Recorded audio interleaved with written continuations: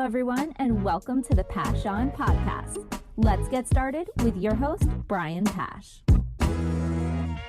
Hi, this is Brian Pash, and welcome to another exciting podcast interview. Man, we have a lot to talk about today with Denise and Sarah, our two strongest leaders at PCG Digital. Sarah is the director of paid media at PCG Digital. Denise is the president and COO of the agency. Denise, how many years have you been with PCG so far? 9.5. Wow. Come on, Sarah, what about you? 6 years this month. Man, we have great veterans that have really grown up with me in the industry, just tackling dealer problems. And today we're going to really talking about lifecycle marketing, some reminders that even though things are changing, there's some things that are still fundamental that dealers forget about. And, Denise, I want to start with you. I think sometimes we get so caught up in marketing and marketing budgets and what does this ad say? And we forget we're marketing to people. And we have we gotten so far away that everything seems mechanical that we've just forgot about this is a big decision for consumers and we need to show more of the human side of the dealership?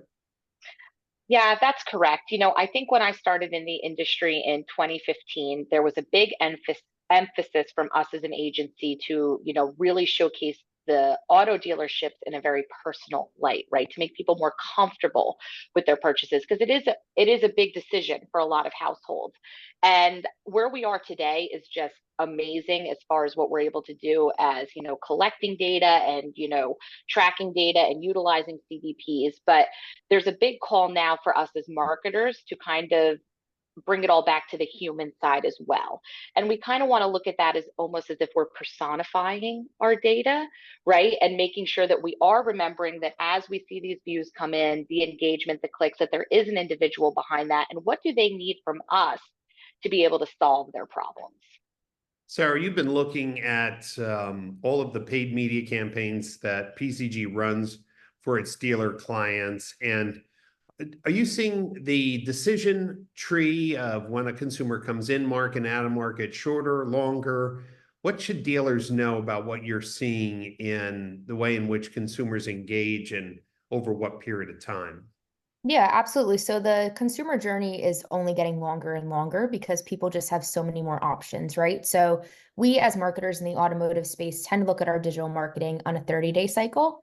And really, we need to be looking at it from, I would say, a minimum of 120 days, right? When somebody's introduced to your brand online for the very first time, and by the time they convert with you, so interact with you in any way, a call, a text, a chat, a message, forget about even walking into the dealership. That cycle is so much longer than 30 days. And we're looking at it from, okay, we introduced them on the 1st. Where are the leads on the 30th? They don't exist because the life cycle is just so much longer, right? So making sure that we are getting rid of that 30-day emphasis. And the second piece that we are educating dealers about at PCG is how do people want to be communicated with? Do they still really want to fill out forms? I know for me, for all of my friends, for my siblings, for my family, people don't want to fill out forms in a dealership anymore because they know they're going to be bombarded with information back. Where are the chats? Where are the texts? Where are the calls? Where's the emphasis on communication in 2024? I think we are still backpedaled to focus on leads as a form submission when we really need to be emphasizing engagement as a lead. We are with Carrie's family, and her aunt turned a big milestone this week, 80 years old. So she knows I'm in the car business, and it's so funny, Sarah, what you're saying. So here's someone who's 80 years old, and she said to me, Brian, is there a way that I can shop for a light blue car? I'm like, okay, Gail, help me with this. She goes, I want a light blue car. I said, any brands? No, I want a light blue car, but it has to be the right color, light blue. Okay. So I said, she goes, but I don't think you can search. And I said, well, you can go to cars.com, for example, and put in your radius and you can shop, by color. And I said, well, how far do you want to buy? Would you want to ship? She didn't think about that. And I'm like, Gail, help me understand why you're kind of like, is there a secret? And here's what she said. It was today at lunch.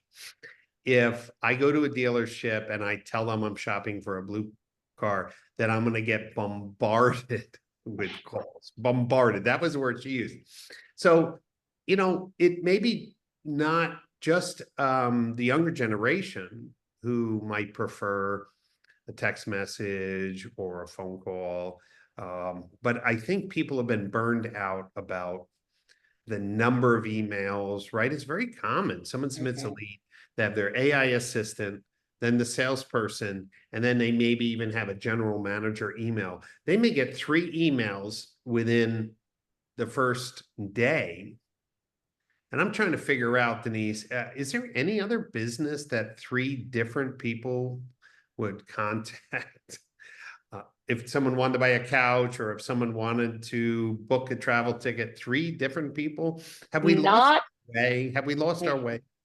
Yeah, not even a doctor's office will send that amount of communication. My father's eyeglasses were ready. He got a text message that he never realized, and they were done a month ago. And he never got followed up with again that the eyeglasses were ready. So not even a doctor's office is communicating that much with people. So let's talk about it. Both of you mentioned data and the importance of data. And Sarah, you've been working with me on some of our dealer group clients that have CDPs now. And, whether they're using Orbi, Client Command, Telium, you're seeing these advanced audiences now build and activate. Isn't that pretty exciting for you and your team that for the first time dealers are generating their own first party audiences instead of just trusting Google in Market Shopper or Meta in Market Shopper, that dealers are crafting maybe smaller, but I would have to say more powerful targeting because it's granular down to who they are? Yeah, absolutely. We're able, once dealers get a hold of their first party data and they're utilizing a product like a CDP, like an Orbi or something like that, we're able to provide such personalized messaging to their consumer market that we've never been able to do before on such a granular level. And again, kind of to Denise's and I point before, right? What does Amazon do for you? What do these other e-commerce companies do for you? They deliver you personalized messaging that makes you buy and convert with them, but auto is so far behind that. With the adaptation of CDPs, with people understanding not just, okay, I have my first party data, but how to actually utilize it, teams like ours at PCG are able to deliver personalized digital marketing that is enabling us to really deliver for the client in a way that we're super proud of.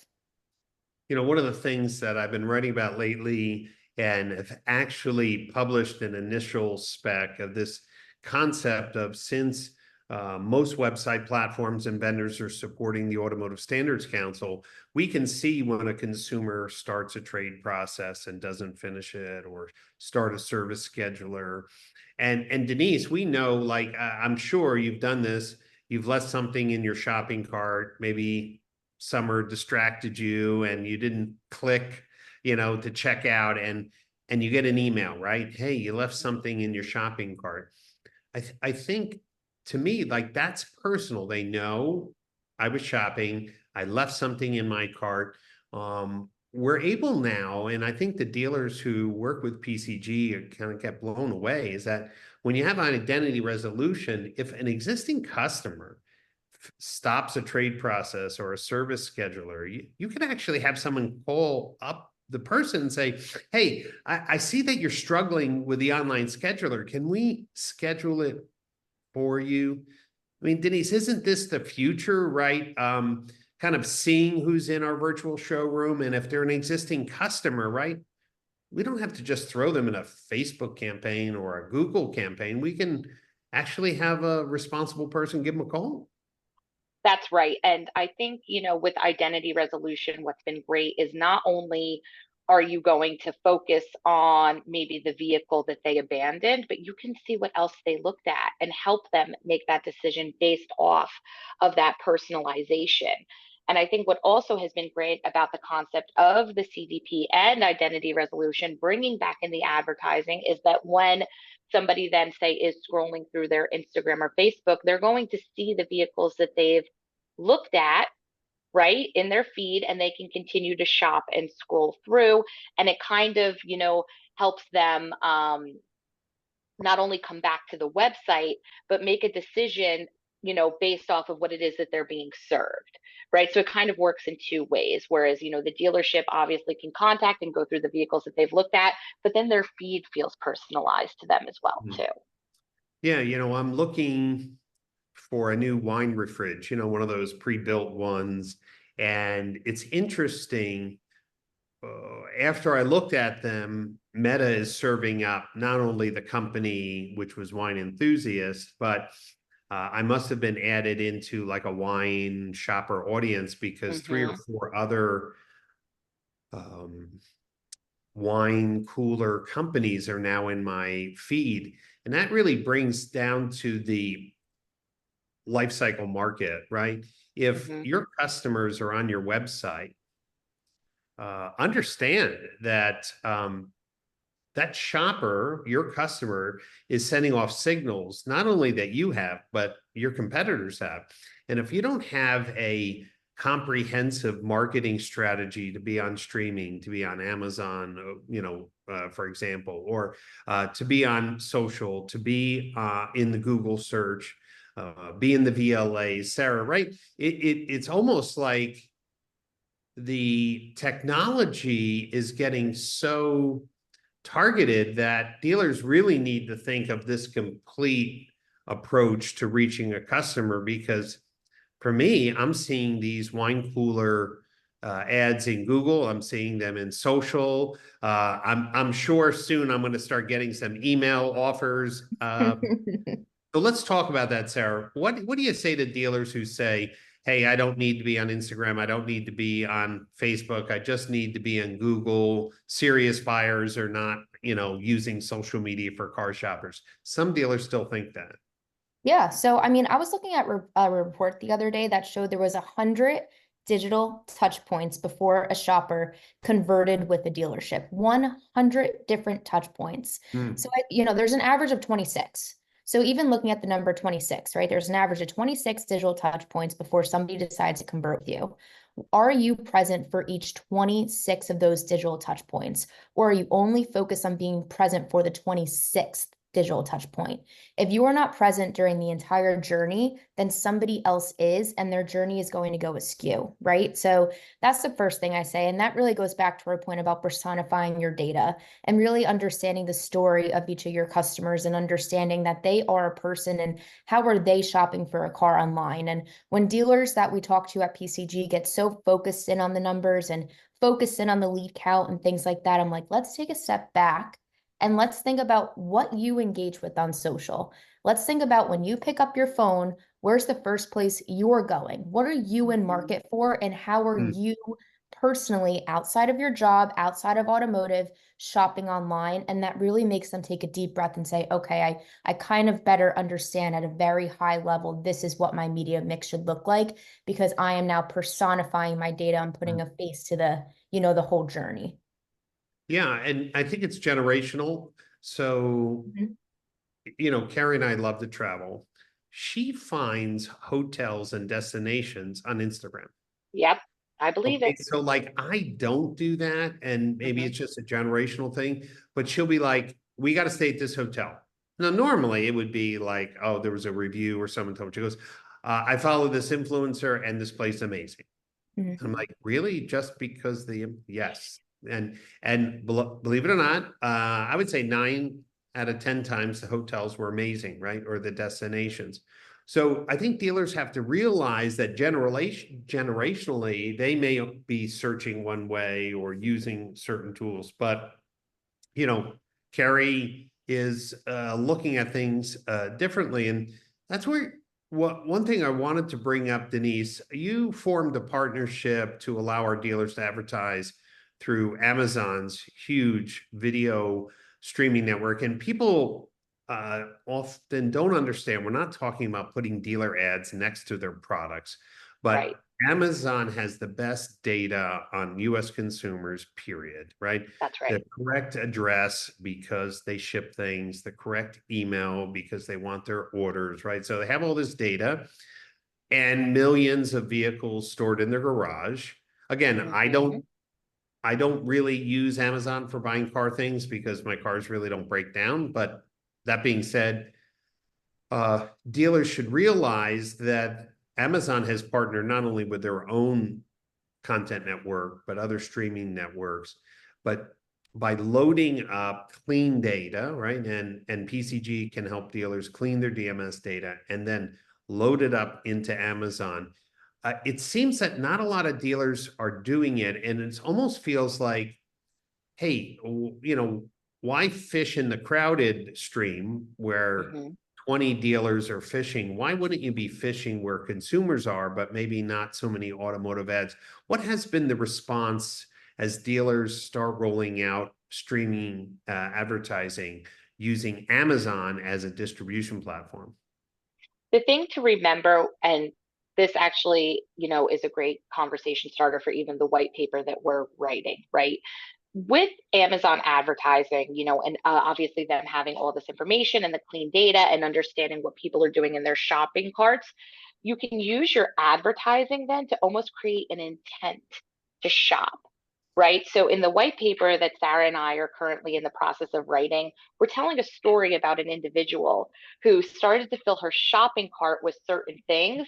And then within the end of the story, she started to get served campaigns for a vehicle and didn't even realize she was in market to shop. And that's what's happening a lot of the times too, is that all you need is a little intent and people think, you know what, maybe it is time to upgrade my car.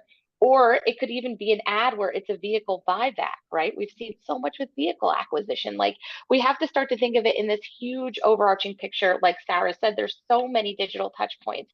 I think Amazon is a great place to be involved because again, you can really target consumers based on what it is that they're already doing. And I think just to, talk a little bit about Amazon, I think everybody right away stays laser focused on the Amazon apps and goods and stuff that people don't need, right? Don't forget about Whole Foods. Okay, that's part of Amazon too. And Right. people are doing Whole Foods delivery, people are shopping at Whole Foods. All of that is involved in the Amazon DSP as well. Yeah, one of the things that I believe is that, to the point that Sarah said, consumers have more choice than ever. Now, during COVID, right, inventory was tight and consumers didn't have choice. Now, incentives are back in a big way. And certain brands are making EV deals even sweeter because they have to move these vehicles, right? And I think because we have so much choice, people are in market longer now, right? During COVID, it was like, hey, there are no vehicles on the ground. I better get there was a scarcity mindset. I think dealers need to realize that since there's more choice, they need to stay top of mind. And Denise, that almost reminds me like when I first started the agency now, man, almost 20 years ago, we talked about top of mind brand awareness. Where does branding play into this life cycle marketing white paper you're working on? It almost feels like during COVID, people really needed cars. Dealers were charging full MSRP, some higher. Brand wasn't as important. It was like, do you have the car? Yes, I'll buy it. Go. Mm-hmm. We're back to normal. Turn rates are slowing down. Floor plan costs are killing some dealers. It's a time to get back to some basics and getting a clear brand message out there. Right. For sure. And, I think one of the things that dealerships have to remember is why should somebody buy from you? We were talking about this, you and I, 9, 10 years ago. The whole concept of the automotive social media sales funnel that I produced years ago was hitting people where they are in their life moments of buying a vehicle and why should they purchase from you? And we've kind of strayed away from that. And as you're saying, Brian, there is so much choice out there. So one of the things you really need to pepper in with your marketing is why should somebody buy from you? Now, what does that look like? Is it branding videos? Is it you being more active on certain social platforms that may hit a different generation, like a TikTok. That's all the stuff that Sarah, myself, and the paid media team have been exploring. So Sarah, Denise brought up TikTok. You were the first automotive marketing professional to publish a white paper on TikTok marketing. You were one of the first to actually bring back data that showed that TikTok marketing, if the dealer had a creative focus, if a dealer wanted to expand their reach, could be very successful. Okay. I think today more people are using TikTok. I think that even in this presidential election period, I've seen both candidates, post things on TikTok. What do dealers need to know in their lifecycle marketing where TikTok fits in, and what's the best way for a dealer to leverage TikTok? Yeah, so TikTok for automotive, the most important thing to remember with that is that it's all about building a community and building trust with your market. So the most impactful marketing influence that you can have on somebody is word of mouth, right? I'm going to trust what you and Denise tell me way before I trust an advertisement that I see online. The second most close thing to word of mouth is influencer marketing.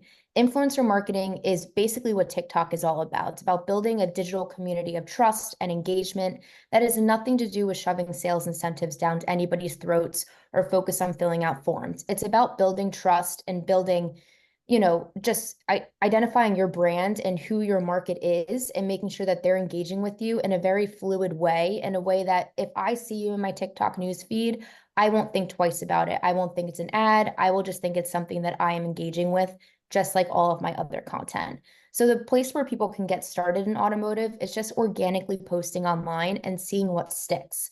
Again, making sure you're keeping the fun in social media, like Denise has always said, making sure you're not focused on sales incentives, you're not focused on conversion-based advertising, you're focused on building trust and building an online community. And that's going to help you later down the lifecycle marketing loop when you are focused on those conversions in other channels. Mm-hmm. I think TikTok, to me, even though I haven't worked with a dealer on it, would really be good to helping break down some of the myths and fears about EV, right? If I was a dealer selling a lot of EVs, I'd be doing clips like, hey, I helped this customer put in their charging system, and, here's some tips and here's some funny things, because like, if it was more informational, like if people follow people because they hang out at the best restaurants. My friend Lorenzo is a food influencer in Florence. He knows every restaurant in Florence. Thousands of people trust him for restaurant recommendations. But if someone says, I'm considering an EV, who do they go to? I don't know who they would turn to, but yet there's so many questions. Like for me, I don't drive a lot, right? If I drive 5,000 miles on my car a year, that's probably about it. It could be 6,000, which means an EV would be perfect for me because I don't have any range issues, right? I'm just driving around town. I really haven't seen many people say, hey, if you're a person who typically drives around town with all the incentives and rebates and everything, maybe you're the perfect person, to get an EV. And if you're afraid about residual value, lease it. There's some amazing lease deals, right? Like building confidence, trying to find an audience that you could help maybe bridge this gap, right? This is where that trust building comes in. Where is there a lack of trust?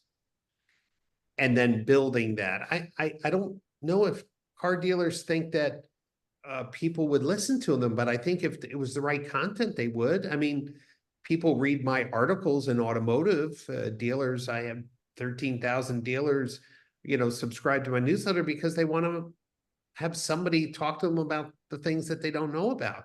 Maybe dealers are not seeing that they could fill an information gap. Yep, I completely agree. And dealers want what they want right now. And the problem with that is that this takes a lot of time. So if you're the only automotive dealer in a 5-mile radius on TikTok, you're technically an automotive influencer for that 5-mile radius. I think people get misconstrued with what an idea of an influencer is. It's all about educating people and being the one person that people go to. So, like the Mohawk team is like a perfect example of this. They create really, really awesome content. They just Awesome. went completely viral on TikTok. They were in the news for their TikTok series. Like, and that's above and beyond. But just creating videos on your iPhone and having your sales team involved and your marketing team involved will really just help you brand yourself and your market 100%. Mm-hmm. Denise, talk to me about the white paper you and Sarah are working on, and when will it be released? Why should dealers go to PCG Digital and get on the mailing list to make sure they get this white paper? So the white paper will be released right prior to MRC. And our topic at MRC is all about, personifying data, lifecycle marketing.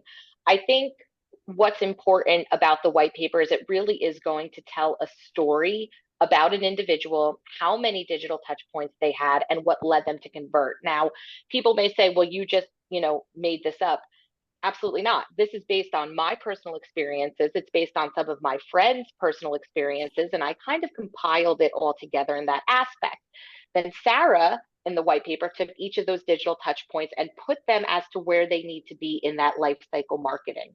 So this is a very step-by-step guide, and we're giving people, the resources that they need to get this started. Marketers in the dealership, okay, here's where you could start. Here's where this piece comes in. And I think, one of the most exciting things for me is, obviously when I kind of started this journey years ago, it was more funnel based, right? And then it was like, okay, and we get to, sending them service campaigns and we'll keep them, in market. But with the life cycle, there's so much more that you can do in there, right? And again, I bring up vehicle acquisition again. My goodness, I get how many, texts from the dealership that I bought my car at. They're just dying to buy back my vehicle, right? And that's a huge life cycle marketing thing. So you will see in this whole paper, it's going to be a step-by-step guide, the strategies that need to take place. And I think with us personifying an individual, it's going to really help break it down what consumers are looking at today and how they are making their purchasing decisions. And that brings up a good point. Lifecycle marketing is somewhat of a predictive way in keeping people engaged. But with identity resolution, and I really would like dealers to focus in on this one little word of advice. Dealers who don't have identity resolution have to model what they believe is correct for each customer. They have to model. But you never know. Someone gets in a promotion. Someone has a baby on the way. My cousin Rebecca, or my niece Rebecca, just announced to the family she's having her first child, right?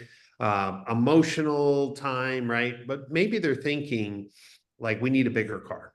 Mm-hmm. You couldn't predict that she was going to get pregnant in this summer, right? So, but if she comes back on your website and doesn't fill out a form, you don't know that. But with identity resolution, you will. And so I want dealers to understand lifecycle marketing is important. Identity resolution helps you with the rounding errors and allows you to identify people who jumped forward 3 or 4 steps because of a promotion, because of a life change, because of a move, because of unexpected situation. And that's super important. So lifecycle marketing with a true comprehensive media strategy plus identity resolution really helps dealers keep track of their customers to lower defection. For the dealers who are listening, this interview is part of the series of interviews leading up to the Modern Retailing Conference. It's November 17, 18, 19th in Palm Beach. Denise and Sarah are going to be doing a workshop talking about this strategy that helps dealers have a more holistic approach, a more rational approach to marketing, plus the added advantage of data-driven personalization. I think that's really important. But the whole conference is going to be talking about these next breakthrough steps that dealers can do to improve their customer experience, accelerate sales, improve retention. So if the dealers have never been to the Modern Retailing Conference before, Sarah, you've obviously attended all of the ones that we've done. You speak at them. What are dealers telling you? Like, why should a dealer who's listening to this interview today mark their calendar for MRC when there's a lot of different conferences each year that they could go to? Yeah, the feedback I get consistently year over year is that it's the most actionable conference in automotive. So when you come to the MRC on Monday, you can go back to your dealership and implement what you were learning throughout the conference, right? It's not something that's high level where you're coming back being like, oh, I already knew this. This was a complete waste of my time. This is all progressive information and topics that are going to bring your dealership to the next level that most of the dealerships in the country just aren't utilizing. So it's very progressive, it's very actionable. And of course, it's at the iconic O Hotel in West Palm Beach, which people love, love, love, including myself. Yeah, come on, Denise. Same question. Well, what's the feedback you get from dealers who are attending the Modern Retailing Conference? Aside from the content, the dealers that, I am close with that have attended the Modern Retailing Conference in the past, they really appreciate the time that is put into choosing sponsors and speakers to be at the event. Every dealer that I talk to, has time to talk to the sponsors. They don't feel like they're being pitched constantly by the sponsors. They more or less are learning. And then they could take what they've learned and go back and, set demos by themselves. But they really feel like the time that you and Dawn put into finding these vendors and making sure that they align with the content of the conference and what it is that they're learning, they truly appreciate that.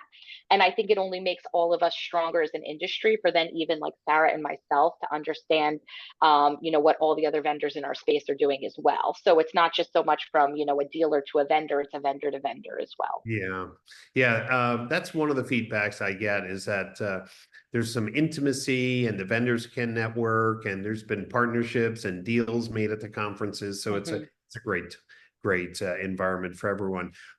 Dealers, I just want to encourage you to register early by going to modernretailingconference.com. Get your tickets. The event sells out every year. The O is in beautiful Palm Beach. The weather in Florida, in South Florida in November is epic. And more importantly, it is a learning experience, as Sarah said, and we're talking about the things that no one else is talking about because we're going to be sharing the data that no one else has been working on. And well, we're always pushing the industry forward. Also want to let members of the vendor community know that we do sell vendor tickets, but the window for those tickets is closing in September. That means no last minute vendor tickets in October or November. We leave those for the dealers. So if you want to be part of a really strong educational experience, just want to let you know, after September 30th, no more allied industry tickets are sold. So go to modernretailingconference.com and get those tickets.